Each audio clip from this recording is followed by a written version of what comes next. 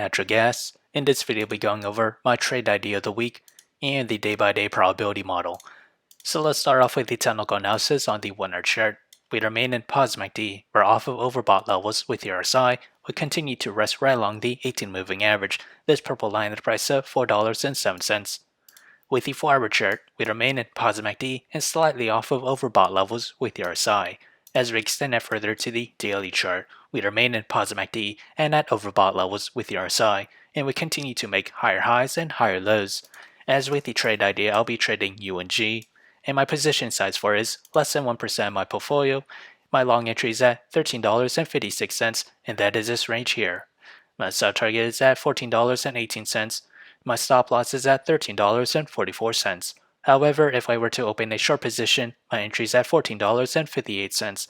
My sell target for it is at $13.67. My stop loss is at $15. So whichever entry price were to hit first, that'll be my position of the week. So how did I develop these trade ideas? It all comes from the day-by-day probability model, which is available in the link below, so do check it out.